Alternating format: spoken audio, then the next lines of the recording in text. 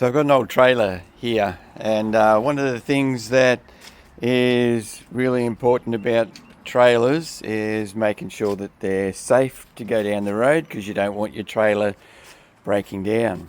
So apart from the coupling being good, apart from a plug being good to make sure that you got some lights, the next important thing is to make sure that you've got good wheel bearings.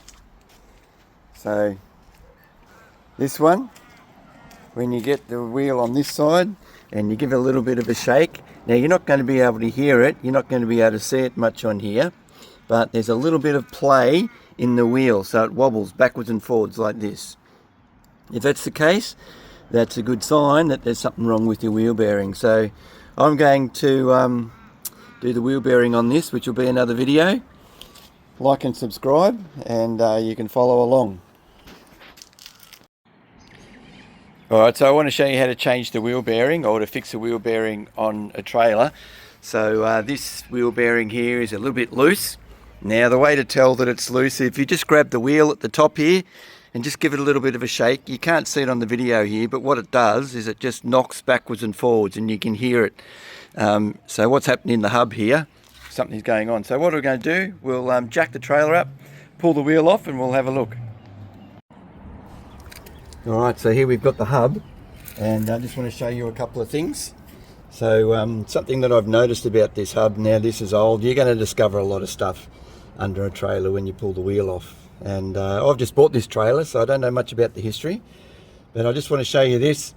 It's actually gone into the hub, into the axle, and the only way that I've realised that is because the wheel is almost right up against the guard here. So I've got no idea what this is off, but I'd say it's off an old car, so that's a shock absorber bracket or something. So the first thing to do is you've got to get this little cap off.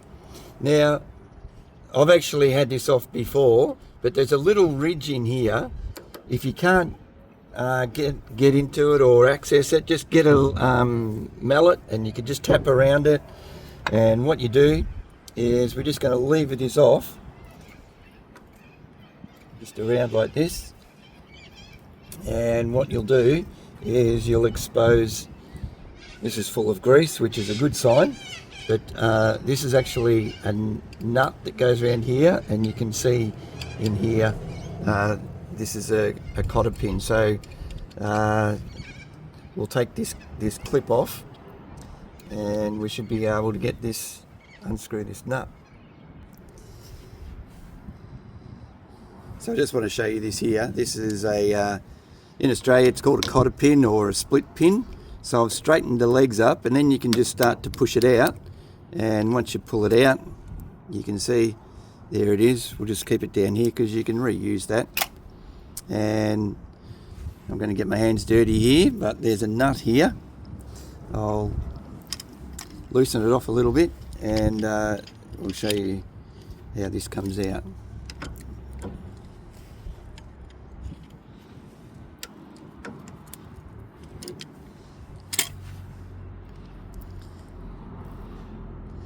So this unscrews, and once we get this all the way off, you'll be able to see the condition of the bearings. But let me just get this off. As you can see, it should just screw off by hand. You shouldn't need any tools to get it off. So we'll just put that down there, and now this should come out. Now hopefully you want to see all these bearings in a race. That's a washer. You want to see all these bearings in a cage like this, and making sure that there's no marks on them. They're all encased in their cage, and that looks pretty good. There's no real damage there that I can see. I'll have a closer look at them. And the other thing now, that's the outer bearing, and there's an inner bearing in here. Now I'll have to change the camera, but there's actually a seal that goes around the outside, and then there's another bearing race in there, but I'll pull that off and I'll have a look in there, because that might be the reason why it's going back onto the hub too much here. Alright, so let me show you this here. This is the inside of the hub now. I've just got it on the bench. There's the outer bearing. Now this around here is an oil seal, and I don't know what condition this is in. It's got a lot of grease around it. So what I've done is just put a screwdriver in here, right up in as far as you can go, and we're just going to twist it, and we're going to lever this out, and we'll just have a look. And I've got to clean this up and we'll see what condition this seal is. Now I should replace this, but I just need to have a look in here. Let's pull, this is the inner bearing now, so we'll just pull this out and have a look and see what condition that's in. In here there's a race in here, and now I don't know, I can feel just with my fingers around there's a few marks and stuff and scouring, but anyway, we'll clean all this up and see what it looks like. So just having a quick look, I've cleaned up the seal and scraped everything off, and by the looks of that, it needs a new seal. There isn't much left of that one. So there's a metal ring around the outside, and then around the inside where it goes around the axle, you can see there's just a little tiny bit, looks like leather, that one. So the other thing I wanted to show you, got the bearing out and I've cleaned that up. Now I don't know whether you can see this on here. I'll see if we can focus it, but this has actually got words and numbers around this, and if you look very carefully you should be able to see what number bearing it is. So you can just go to another bearing supplier and just ask for one of those numbers, but it's just around this rim of the bearing. You can see some words there. It says made in somewhere. It's a Timken bearing, and there's some numbers there, but I'll clean them up and see what we can read off, and that'll give us an idea of what bearing to get. Alright, let me show you this. It's actually come up a little bit clearer on the outer bearing. You can see it's made in Australia, this one, and it's a Timken bearing, and here's the number right here. Let me point to it with a pointer here, so it looks like it says something like LM 11949. So we should be able to get a pair of bearings and put them back in.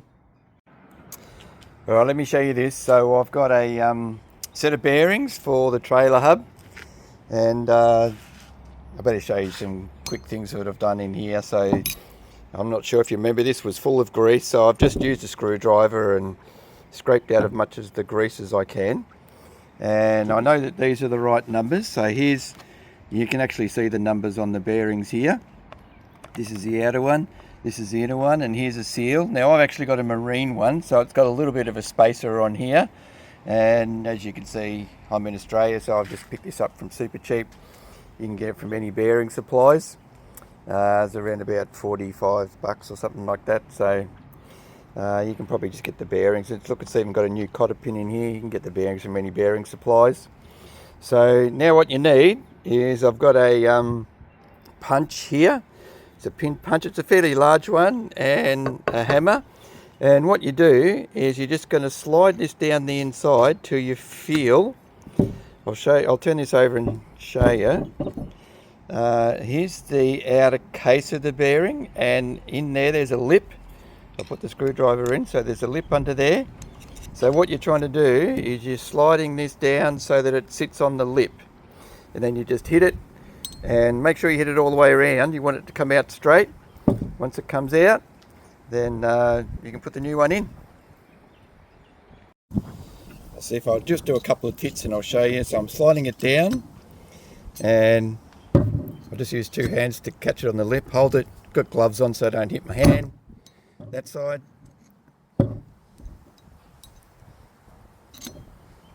Same thing on this side. Fairly sharp hit.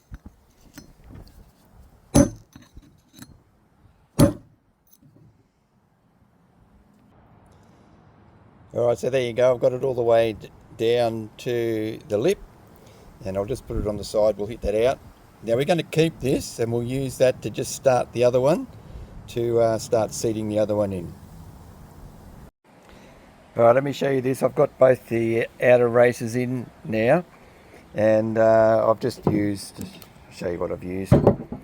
Just used one of these punches and some hammers. Just make sure it goes in straight, tap it diagonally opposite each time, and then you'll hear it. It makes a different sound when it beds in. So I've got both of them there, and yeah, just make sure you don't damage those races. So that's a race around there. You want to make sure that they're all nice and smooth. So I'll pack the bearings. You pack them with grease, and make sure that they're all got grease all the way through the hub and everything. And then this is a seal here, so that seal goes in, and just make sure that the seal's on, and I'll show you once we've got it done. Alright, let me show you this. So I've got packed the bearings. I've put as much grease in there as possible. Now I'll just take this off because I just want to show you there's a washer that goes in here. And so what you do is you put this nut on, and you're going to do it up as tight as reasonably possible, just by hand.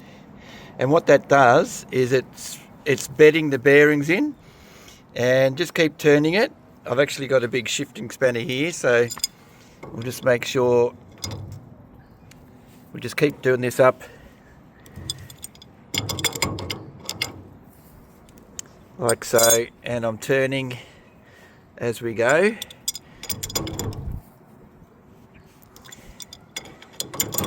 Keep it going.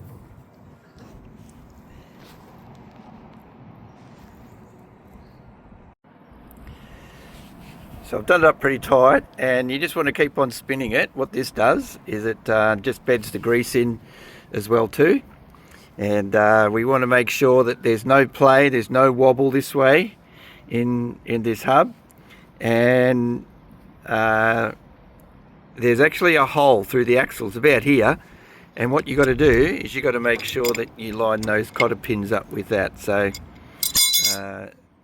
what I'm going to do is we'll whack the wheel on, and then once that's spinning around, you should be able to work out how tight your bearings are.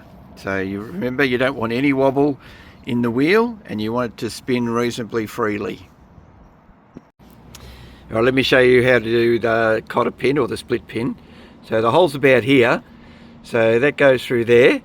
If I back it off, that's probably too loose, and I can't do it up any tighter, so it's about that hole there is the one that you want. All right, so then you just get a pair of pliers, and we're just going to bend down like this, and this one just goes over. There you go, like so. You just want to make sure that the nut doesn't spin. I'll finish bending that off, and we're just going to put this cap on, and then we'll stick the wheel on. Alright, so here we go. I've got the wheel on, and it spins nicely, and there's no play in the wheel at all. So just use that for a couple of times, and then make sure you check them. And one thing I've noticed, this cap's been used and it's been a bit abused, so it actually probably needs a new one there, so I'll get a new one of those organised. So there you go, that's how you change the bearings in your trailer. Job done.